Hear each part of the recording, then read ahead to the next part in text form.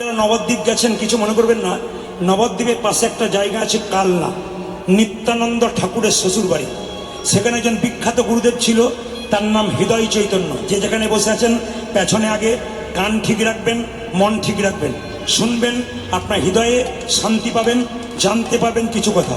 তাকান, হৃদয় চৈতন্য যে না জয়ধ্বনি দিয়েছে, বেরিয়ে এসে বলল, কে তুই? আমার নাম দুঃখী। কত বছর বয়স? 5 বছর। কি জন্য এসছিস? আমি দীক্ষা নিতে এসেছি। দাঁড়া, দীক্ষা মানে কি? মায়েরা এতজন কীর্তন শুনতে এসছেন, দীক্ষা সবাই নিয়েছেন, হাত তুলে বলতে পারবেন দীক্ষা মানে কি? জেনে নিন। দীক্ষা মানে কি? দিয়ে খা। দীক্ষা মানে কি? মায়েরা, দীক্ষা মানে কি? দিয়ে খা। সকালবেলায় স্নান করে ভগবানকে দিয়ে যে না খায়, তার দীক্ষা নেওয়ার কোনো দাম নাই।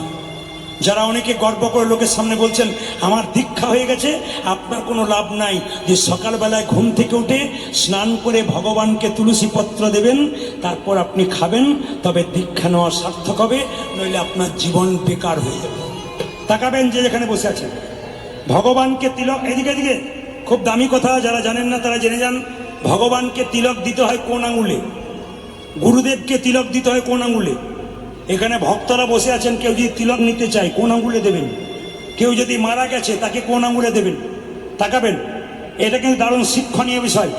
অনেক দিন ধরে কীর্তন শুনছেন, দামি কথাগুলো শুনবেন। কি? যদি কেউ মারা যায় তাকে তিলক দেবেন কোন আঙুলে? যদি কেউ গুরুদেব হয় তাকে কোন আঙুলে দেবেন? ভগবানকে কোন আঙুলে তিলক দেবেন? তাকান আমার দিকে। ভগবানকে তিলক দেবেন এই আঙুলে। কেন? এটার নাম বৃদ্ধাঙ্গুষ্ঠী, এটার নাম তর্জনী, এটার নাম মধ্যমা, এটার নাম অনামিকা। অনামিকা মানে কি? ভগবান বিষ্ণুর আঙুল। এই আঙুলে করে ভগবানকে তুলসী পত্র দেবেন, এই আঙুলে করে ভগবানকে বাতাসা দেবেন, এই আঙুল করে ভগবানকে তিলক দেবেন। 2, আপনি নিজেকে কোন আঙুলে তিলক দেবেন? নিজেরা যারা তিলক নেন তারা কোন আঙুলে তিলক নেবেন? তাকিয়ে দেখুন, নিজেকে তিলক নেবেন এই আঙুলটা, মধ্যমা। যারা পেছনে আছেন, যারা আগে আছেন, আমার দিকে তাকিয়ে নিন। নিজেকে কোন আঙুলে তিলক দেবেন? মধ্যমা, মানে এই আঙুলটাতে। আচ্ছা, যদি কেউ মারা যায় তার কপালে তিলক দেবেন কোন আঙুলে? এই আঙুলে, তর্জনী। তর্জনী। আর যদি ধরুন এখানে কেউ তিলক দিচ্ছে আপনাদেরকে, কিংবা অনেকে তিলক দেয় না, আসলে তিলক দিতে হয় কোন দিকে? কিংবা কেউ আপনি তিলক করছেন, কেউ তিলক চাইছে আপনার কাছে, তিলক দিবেন কোন আঙুলে? এই আঙুলে। সবাই তাকান, তিলক দেবেন বৃদ্ধাঙ্গুষ্ঠী, মানে এরকম করে তিলক দেবেন। মায়েরা সবাই তাকাবেন, এই যে তিলকটা নিচ্ছি আমরা, আমি নিয়েছি, আমার দিকে তাকাবেন। তিলকের জন্ম কোথা থেকে? একটু সবাই জেনে নিন, তিলকের জন্ম কোথা থেকে? ভগবান শ্রীকৃষ্ণের একবার মাথা ব্যথা হলো, সঙ্গে সঙ্গে নারদ মুনি বলল, কৃষ্ণ তোমার মাথা ব্যথা হলো, কবিরাজ তো তুমি, তুমি বলো তোমার মাথা ব্যথা সারবে কি করে? কৃষ্ণ বলল, কোনো ভক্ত যদি বা কোনো ভক্তিমতী মা যদি তার চরণের ধুলি আমার মাথায় দিতে পারে, আমার ব্যথা ভালো হয়ে যাবে। কৃষ্ণের কটা স্ত্রী? 16,108টা স্ত্রী। সবার কাছে যাওয়া হলো, নারদ মুনি গেল কি জন্যে? চরণের ধুলির জন্যে। কেউ দিল না। নারদ জিজ্ঞেস করলো, তোমরা চরণে ধুলি দিচ্ছ না কেন? বলছে, কেন বাবা, দিয়ে আবার নরকে যাব? দরকার নেই, দেবার দরকার নাই। সঙ্গে সঙ্গে নারদ মুনি বৃন্দাবনের পথে ঘুরছেন, দেখতে পেলেন রাধারানী সখীদের নিয়ে বসে আছেন। নারদ মুনিকে দেখে বললেন, রাধারানী, নারদ তোমার চিন্তা চিন্তা মন লাগছে কেন গো? এমন করে মন খারাপ করে যাচ্ছ কেন? আজকে মুখে হাসি নেই কেন? বলছে, কৃষ্ণের মাথায়। নারদ মুনি বলে উঠলো, কৃষ্ণের মাথায় ব্যথা হয়েছে। সঙ্গে সঙ্গে রাধারানী বলে উঠলো, বলো নারদ, কি করলে কৃষ্ণের মাথা ব্যথা ভালো হবে? বলছে, একটা উপায় আছে। বলে কি? যদি কোনো ভক্তমতী মা তার চরণে ধুলো দিতে পারে, তবে গোবিন্দের মাথা ভালো হতে ভালো হতে।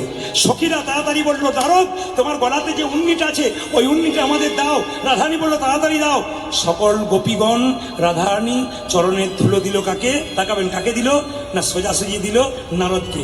নারদ বেঁধে নিয়ে চলে যেতে আর জিজ্ঞেস করছে যেতে যেতে, আচ্ছা তোমরা যে চরণে ধুলি দিলে, তোমাদের নরকের ভয় হলো না?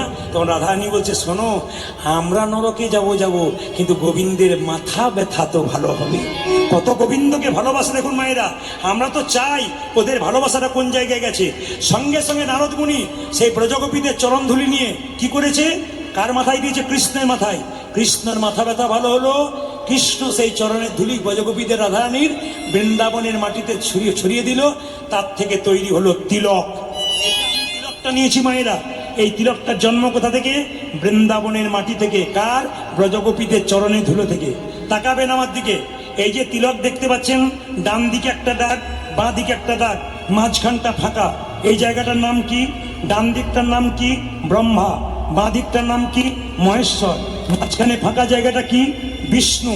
তাহলে প্রশ্ন করবেন, এই যে ফোঁটা মতো নাকে নিয়েছি, ওটা কি? ওটা কি? তুলসী পাতা। মাইক ডিস্টার্ব করছে ভাই তোমার। তুলসী পাতা। তাকাবেন, এটা কি? তুলসী পাতা। কেন? কৃষ্ণের এই জায়গাটা যদি চরণ হয়, তাহলে এই জায়গাটা তুলসী পাতা। তাকাবেন, এই পাতাটা কতটা নেবেন? নাকটাকে 4 ভাগ করলে 3 ভাগ অংশ কিন্তু পাতা নিতে হয়। সবার কাছে নিবেদন রইল, যদি আপনারা মনে করেন যে আপনার মতো তিলক করতে পারবো না, কারণ আমাদের সমাজে একটা নিয়ম আছে, আপনি তিলকমালা করে গেলে আপনাকে ঠাট্টা করার লোকের অভাব হবে না। আমাদের ওখানে একটা মেয়ে 26 বছর তিলকমালা করে, নিরামিষ খায়। পাশের বাড়ির মেয়েগুলো বলে, বাবারে হারাধনের বইয়ে কি ঢং দিদি, ভগবান আগে পেয়ে যাবে বোধ হয়। মানে এটা হাতি চলে বাজার, কুত্তা ভুকে হাজার। হাতি রাস্তা দিয়ে যাবে, কুকুর ঘেউ ঘেউ করবে, হাতি কিন্তু তার দিকে তাকাবে না। কৃষ্ণ ভক্ত কারা? হাতির মতো। নিন্দুক কারা? কুকুরের মতো। ওদের দিকে আপনারা তাকাবেন না। তাকাবেন মায়েরা, তিলক যদি কেউ করতে চান, অনেকে মনে করেন তিলক করব খাওয়া দাওয়া বন্ধ নাকি? আমি বলবো না, শাস্ত্রে বলেছে তিলকের বিধি। আপনারা তিলক করবেন, কেউ দেখতে পাবে না, তিলক হয়ে যাবে। কেমন? শাস্ত্র বলল জল তিলক, জল তিলক। তাকান আমার দিকে, যারা পেছনে আছেন আগে আছেন। স্নান করবেন, ভগবানের মন্দিরে যাবেন, হাতে একটু জল নেবেন। জল নিয়ে কি করবেন মায়েরা? এই আঙ্গুল, এই আঙ্গুলে করে, এই আঙ্গুলে করে নিজেকে তিলক করতে হয়। জল তিলকটা এরকম করে, কপালে 2টো দাড়ি আর মাঝখানে একটা পাতার মতো জল দিয়ে করে নেবেন। আপনার অজান্তে তিলক হয়ে যাবে, কেউ জানতে পারবে না, কিন্তু তিলক আপনার তিলক হয়ে যাবে। জয় নিতাই, জয় নিতাই। আপনার তিলক হয়ে যাবে। তাকাবেন মায়েরা, কেউ দেখতে পাবে না, কিন্তু তিলক হয়ে যাবে। এবার বলে দিই, যে যেখানে বসে আছেন, তিলক নেবেন, তিলক নেবেন। এবার বলি, ভগবানের ভজন করবেন, গুরুমন্ত্র ভজন করবেন। কোন দিকে মুখ করে বসে ভগবানের ভজন করতে হয়? যে যেখানে বসে আছেন, দামি কথা শুনেনি, কোন দিকে মুখ করে ভগবানের ভজন করতে হয়? পূর্ব দিকে কিংবা উত্তর দিকে? জোরে বলুন, কোন দিকে? পূর্ব দিকে কিংবা উত্তর দিকে। কোন আসনে বসে আপনি মন্ত্র জপ করবেন? আপনাকে কম্বরের আসনে বসতে হবে। যদি না পান, কুশ ঘাসের আসনে বসবেন। যদি না পান, নিচে বসে কোনোদিন মন্ত্র ভজন করবেন না, তাহলে আপনার দুঃখ জন্মাবে। ওই জন্য কিছুর ওপরে বসে আপনাকে মন্ত্র জপ করতে হয়। মায়েরা, যে যেখানে বসে আছেন, একটা প্রশ্ন আপনাদের কাছে। আপনি তিলক দেবেন ভগবানের চরণে প্রথমে দেবেন না মাথায় দেবেন? জোরে বলুন, কোথায় দেবেন? চরণে দেবেন না কপালে দেবেন? জোরে বলুন, কোথায় দেবেন? শুনতে চাই আমি, কোথায় দেবেন? চরণে না। তাকাবেন, কেন? বলছে ভগবানকে স্নান, আবার ডিস্টার্ব, ভগবানকে স্নান করালেন, স্নান করানোর পর তাকাবেন, তাকে প্রথমে কপালে তিলক দিতে হয়, তারপর ফুল বা তুলসী পত্র দিয়ে